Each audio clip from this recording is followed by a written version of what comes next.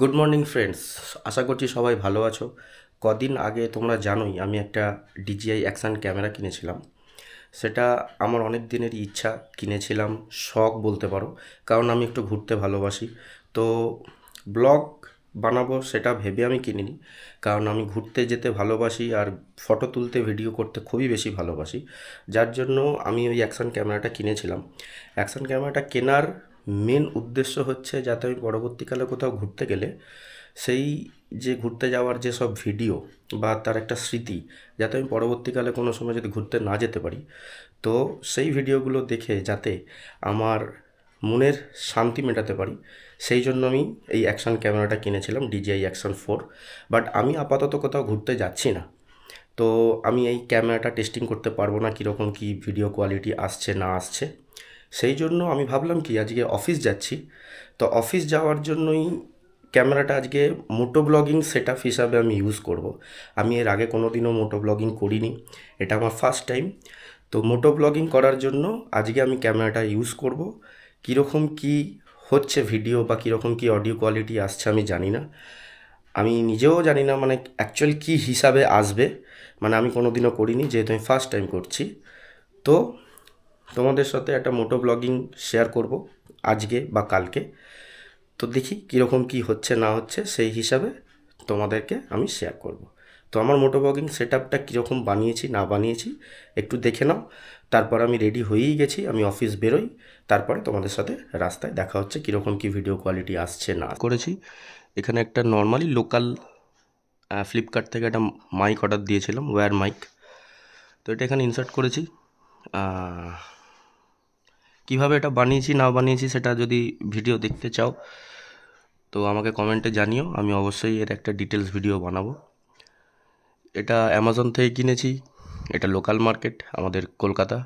এটা ফ্লিপকার্ট থেকে কিনেছি, এই কনভার্টার আর এই মাইকটা। তো বাকিটা চলো রাস্তায় দেখা হোক।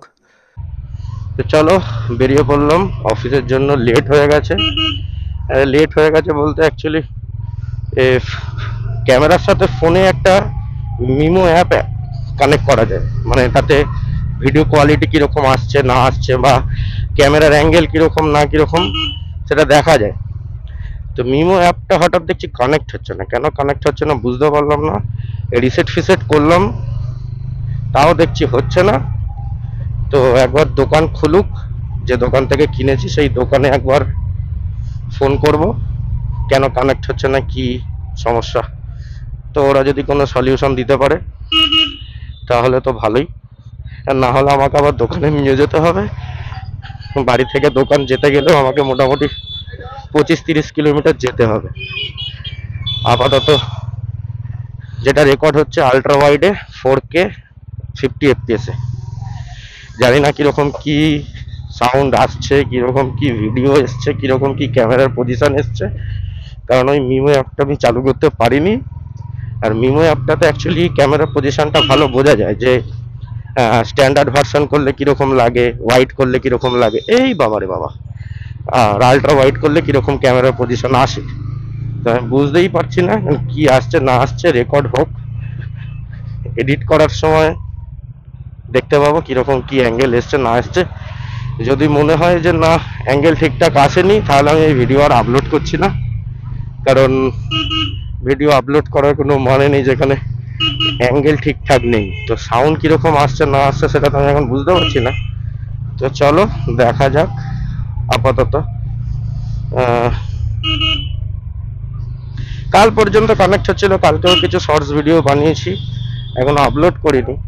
তো কাল পর্যন্ত কানেক্ট হচ্ছিল, আজকে হঠাৎ সকাল থেকে দেখছি দেখাচ্ছে ওয়াইফাই ব্লুটুথ দুটোই অন করতে, দুটোই অন করেছি। আপাতত চলে এসছে আমাদের রোডে, দুটোই অন করেছি, তারপরেও জানি না কি হচ্ছে না হচ্ছে, আমি বুঝতেই পারছি না। আর এতটা সময় দেওয়ার মতো এখন আমাদের টাইম নেই, অলরেডি 10টা বাজতে চললো, আমার শিফট 9:30 থেকে। তো ওই করতে গিয়ে একটু লেট হয়ে গেল। বাকি তোমরা বলো কিরকম কি দেখতে পাচ্ছ না পাচ্ছ, আমাকে কমেন্টে অবশ্যই জানিও। যদি কোথাও ভুল হয় বা কিছু ইমপ্রুভমেন্ট করার মনে হয় যে ইমপ্রুভ করতে হবে, আমাকে অবশ্যই সাজেস্ট করো তোমরা। তো তোমাদের ওপর সব কিছুই ছেড়ে দিলাম। ঠিক আছে, চলো আবার একটু রোডে উঠি, তারপর দেখছি। চলে যাচ্ছে আমাদের দিল্লি রোড, বর্ধমান, তারাপীঠ, পুরুলিয়া, আসানসোল। তো আমি অত দূর যাবো না, তো আমার অফিস হচ্ছে ডানকুনিতে। তো আপাতত ভিডিওটা 4K তে 50 FPS এ রেকর্ড হচ্ছে, রক স্টেডি মোডে। রক স্টেডি প্লাস নয়, রক স্টেডি মোড করে রেখেছি। আজকে রক স্টেডি মোড করে দেখবো কিরকম আসছে। যদি দেখি যে ঠিকঠাক আসছে তো ভালো, যদি মনে হয় যে না ভিডিও কোয়ালিটি একটু কাঁপছে বা রেন্ডার হচ্ছে, তাহলে রক স্টেডি প্লাসে একদিন করে দেখবো। আর 50 FPS এ করা আছে, 60 FPS আপাতত করছি না, 30 FPS একবার করে দেখেছি। কোয়ালিটি ঠিকঠাক, খারাপ না। 4K তো অবশ্যই, অ্যাকশন ক্যামেরার কোয়ালিটি তো অবশ্যই ভালো। DJI অ্যাকশন 4, অ্যাকশন 5 প্রো দুটোরই ভিডিও কোয়ালিটি অবশ্যই ভালো। দুটোর কিছু ডিফারেন্স আছে, সেই ডিফারেন্স যদি তোমাদের মনে হয় যে দরকার, তো আমাকে অবশ্যই কমেন্টে জানিও। তো আমি তাহলে তোমাদের জন্য একটা দুটো ক্যামেরার কম্প্যারিজন ভিডিও অবশ্যই তোমাদের জন্য নিয়ে আসার চেষ্টা করব।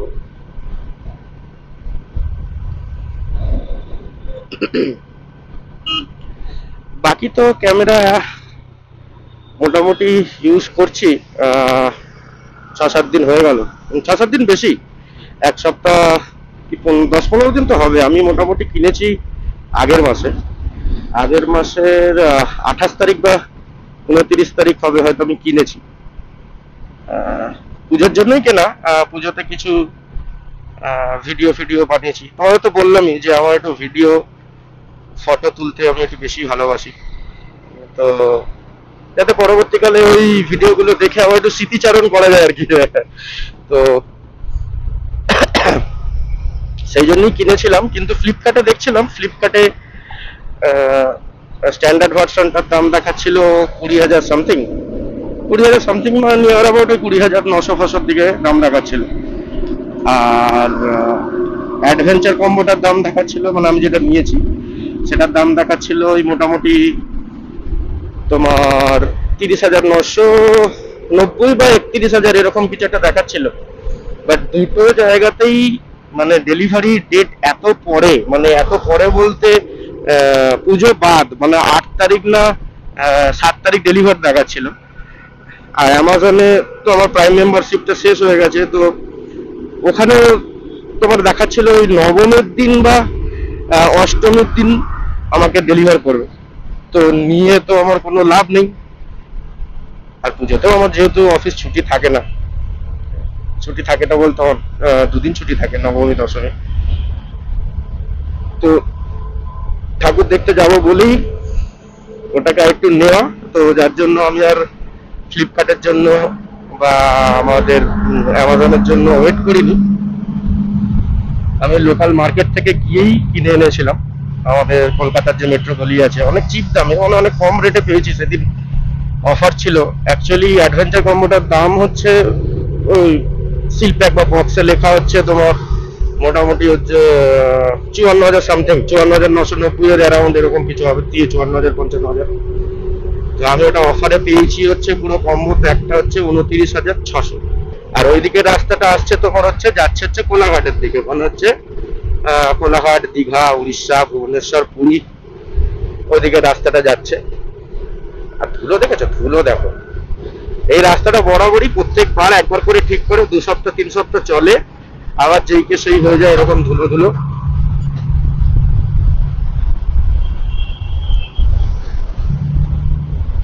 আমি যাব হচ্ছে ডান দিকে, এত হর্ন দেওয়ার কিচ্ছু নেই দাদা, সবাই সবার মতো চলছে, আমি আমার মতোই চলছি। তো তারা থাকলে তুমি আগে চলে যেতে পারো, আমি যাব ডান দিক। ডান দিক গেলে হচ্ছে আমাদের দিল্লি রোড, ডানকুনি, বর্ধমান। আর এই বাঁ দিকের যে রাস্তাটা যাচ্ছে এটা চলে গেলে কলকাতা, পালি, দক্ষিণেশ্বর।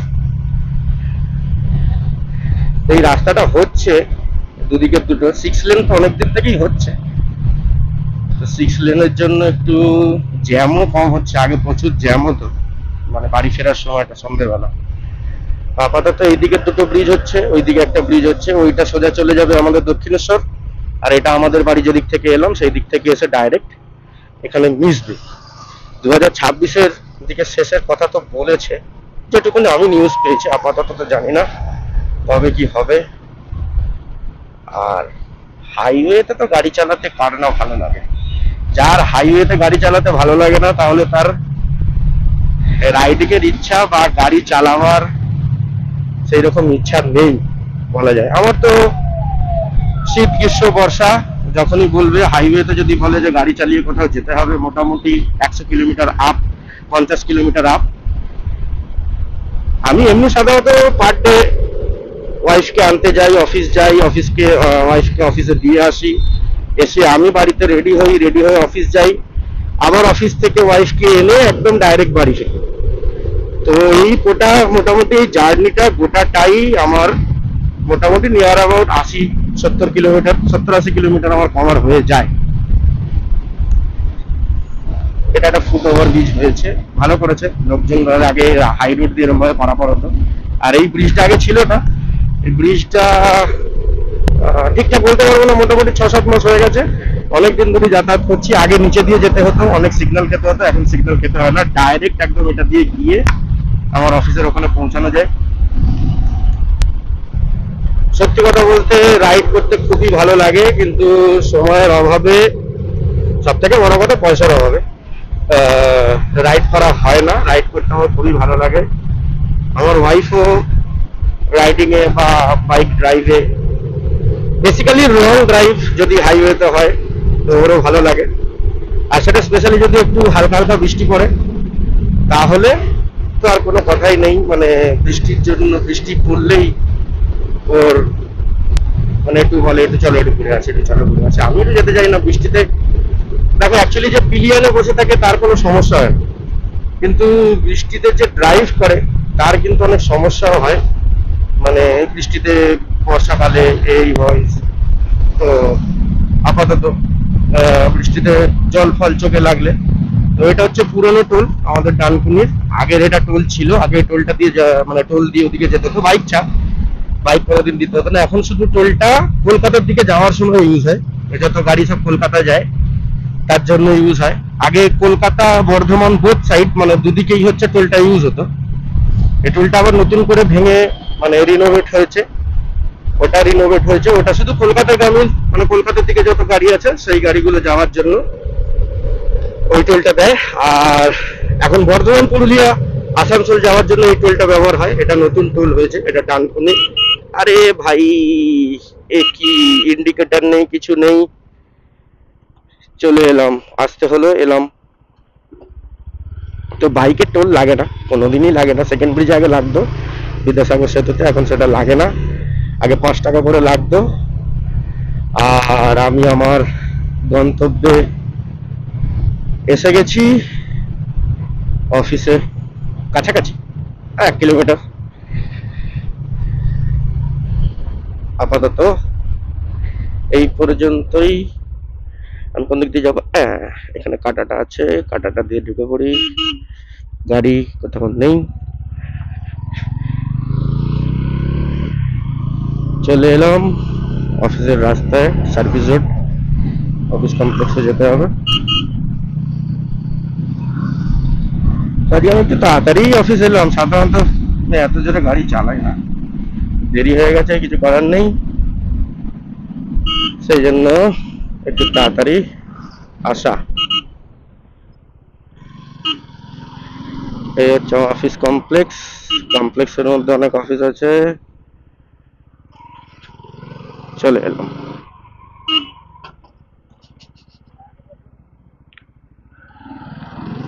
শীতকালে পুরো গাছে গাছে ফুলে ভর্তি হয়ে থাকে, এখানে প্রচুর ফুল গাছ আছে, দেখতেই পাচ্ছ আশা করছি। চারিদিকে অনেক গাছ বসানো আছে প্রচুর, মানে শীতকালে গাছে ভর্তি হয়ে যায়, ফুলেও ভর্তি হয়ে যায়। এখানে একটা গাছ আছে, এই গাছটায় বেশ ভালো সুন্দর ফুল হয়। আপাতত কোনো কাশ ফুল আছে দেখতে পাচ্ছ, মানে পুজোর মরশুম কাটেনি। ওই দিকেও আছে। তো চলো, আমি এসেই গেছি, সোজা দেখা যাচ্ছে আমার অফিস। তো ব্লগটা আমি এখানেই শেষ করছি। কিরকম কি ভিডিও উঠেছে না উঠেছে এখন আমি জানি না। যদি ভিডিও ঠিকঠাক উঠে থাকে তাহলে ব্লগটা আমি শেয়ার করবো তোমাদের সাথে। যদি ঠিকঠাক ভিডিও না উঠে থাকে তাহলে আমি আর শেয়ার করছি না এটা, কারণ শেয়ার করলে তোমরাই পরবর্তীকালে গালাগাল দেবে। ঠিক আছে, তো চলো, আবার সন্ধ্যাবেলা দেখা হচ্ছে তোমাদের সাথে যখন বাড়ি ফিরবো। এতক্ষণের জন্য টাটা। তো গুড ইভিনিং ফ্রেন্ডস, অফিস ছুটি হয়ে গেছে, এখন বাড়ি যাচ্ছি। সোমেশ সর্দার গাড়ি খারাপ হয়ে গেছিল, সোমেশ সর্দার গাড়িটা রিপেয়ার হলো সবে। তো এখন বাড়ির দিকে রওনা দিয়েছি। সোমেশ সর্দার যে বাসে করে এসেছে, গাড়ি পাইনি, সেই জন্য। গাড়িটা কাল থেকেই খারাপ ছিল, তো গাড়িটা অফিসে রেখে গিয়েছিল। তো দেখা যাক কিরকম কি আসে না আসে, তোমাদের সাথে সবই জানাবো।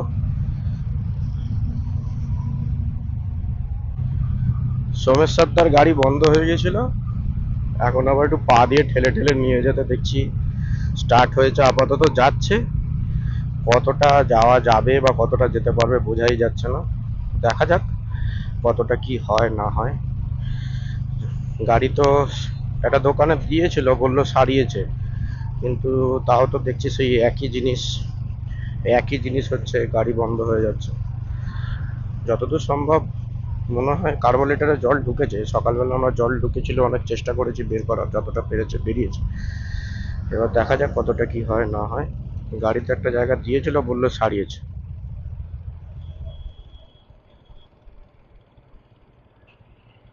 আবার বন্ধ।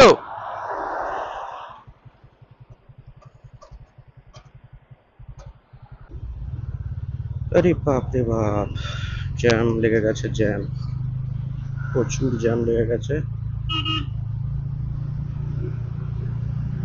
আপাতত সংসার গাড়ি চলছে, মাঝে মাঝে থেমে যাচ্ছে, মাঝে মাঝে চলছে।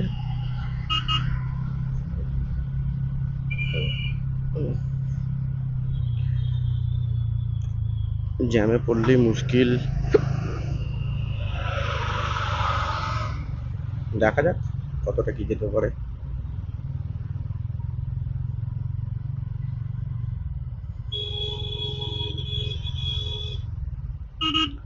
আজকে এত জ্যাম কেন লেগেছে বুঝতে পারছি না, এত তো জ্যাম থাকে না।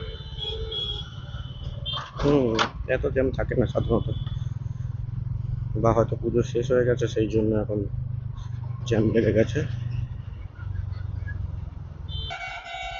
তো দেখা যাক, বলেছি প্রবলেম হলে ফোন করতে। কত জ্যাম রে বাবা, আরে বাবা, এ তো হেভি জোর চলে গেল, heavy driver. Jam jam jam চলছে।